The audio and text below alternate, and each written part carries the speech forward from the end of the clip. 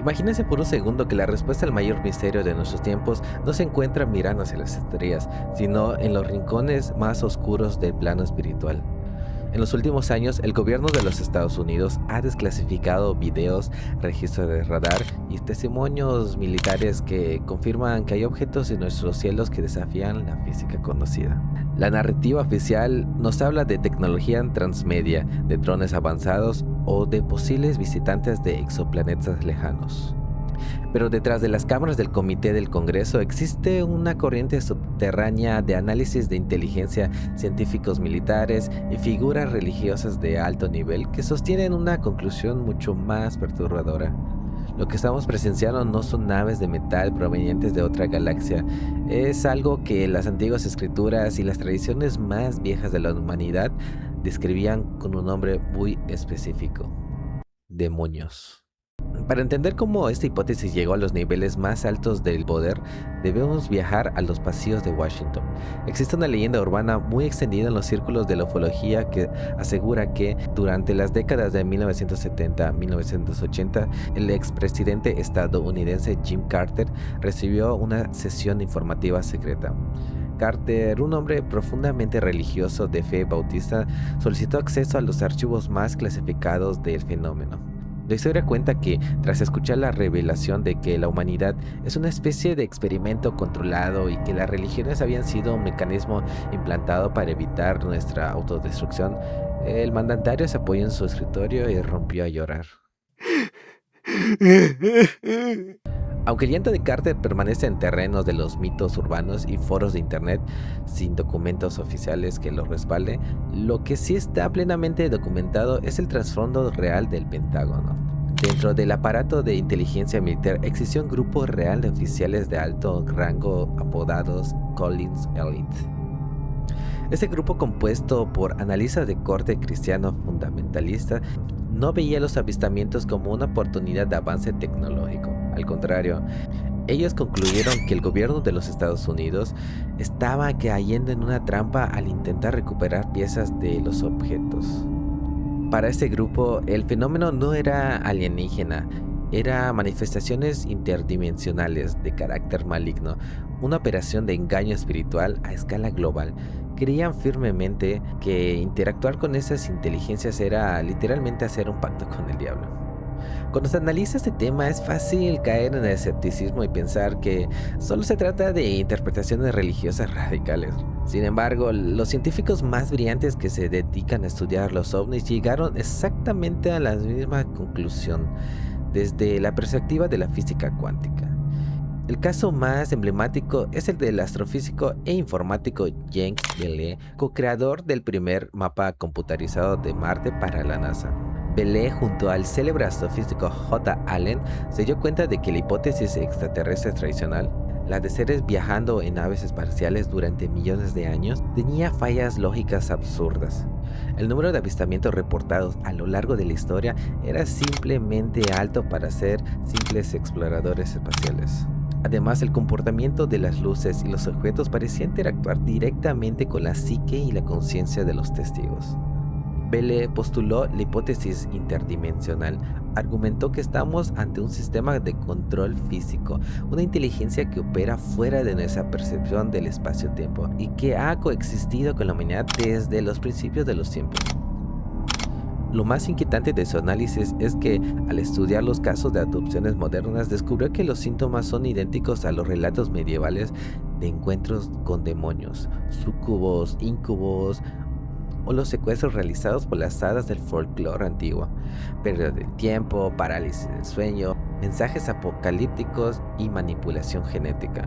El fenómeno no cambia, solo cambia su disfraz para adaptarse a las creencias de la época. Antes eran ángeles y demonios y hoy son grises con naves espaciales y ojos grandes. Para comprobar que este fenómeno se comporta más como una fuerza espiritual que como una tecnología física, tenemos que revisar uno de los proyectos más extraños financiados por el dinero de los contribuyentes estadounidenses, la investigación de Skinwalker Ranch en Utah. A través del programa gubernamental secreto AAWSAP, dirigido por el científico James Lacazzi, el Pentágono envió a científicos físicos y agentes de inteligencia a estudiar el terreno maldito, según las tradiciones de los nativos americanos. Habían evitado esa zona durante siglos, alegando que el lugar era un sendero del Skinwalker, una entidad chamánica oscura que cambia de forma y arrastraba maldiciones. Lo que los militares descubrieron allí no fueron platillos voladores. Encontraron anomalías que desafiaban toda lógica, orbes de luz que se materializaban de la nada, criaturas que salían de portales en el cielo y sobre todo una inteligencia invisible que parecía jugar con sus mentes. Pero lo verdaderamente aterrador ocurrió cuando los investigadores regresaron a sus casas en Washington o Virginia, respectivamente. Los científicos bautizaron esto como el Hitchens Effect, el efecto de autopista. El fenómeno no se quedaba en el rancho, se adhería a las personas como una especie de parásito o contagio. Al llegar a sus casas, las familias de los militares empezaron a experimentar fenómenos poltergeist, avistamiento de sombras oscuras en los pasillos, ruidos inexplicables y enfermedades autoinmunes repentinas. La inteligencia militar se dio cuenta de que no estaban lidiando con máquinas que se pudieran estudiar en un laboratorio, sino con una fuerza hostil consciente que se comportaba exactamente igual que las infestaciones demoníacas descritas en los antiguos manuales de exorcismos. Si cruzamos estos datos con la escatología teológica, encontramos un puente directo con los textos sagrados que muchas culturas dejaron por escrito.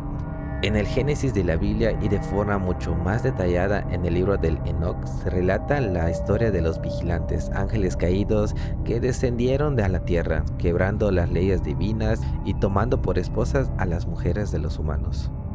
De esa unión nacieron los Nefelim, gigantes híbridos que corrompían el orden natural. La corriente teológica que estudia el fenómeno ovni plantea más hipótesis fascinantes. Los cuerpos de los supuestos extraterrestres grises, descritos muchas veces por los contactados como seres biológicos artificiales sin almas, con grandes ojos negros y piel sintética, no son más que vehículos, contenedores biológicos creados en la actualidad para que los espíritus incorpóreos de los Nefelim o de los propios ángeles caídos puedan manifestarse e interactuar en nuestra dimensión física. Según esta interpretación, los avistamientos masivos en el cielo son la señal profetizada que anticipan un conflicto espiritual de magnitudes inimaginables.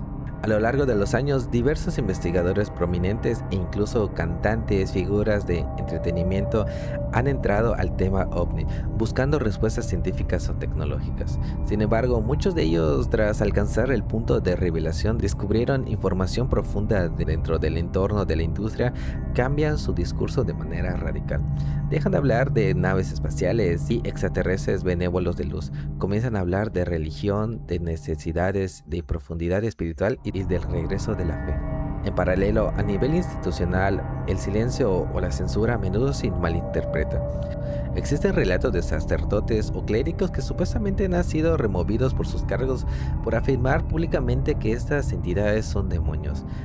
La realidad detrás del Vaticano, por ejemplo, es que su postura oficial a través del Observatorio Vaticano es notablemente abierta a la posibilidad de vida extraterrestre, argumentando que no contradice las creencias divinas.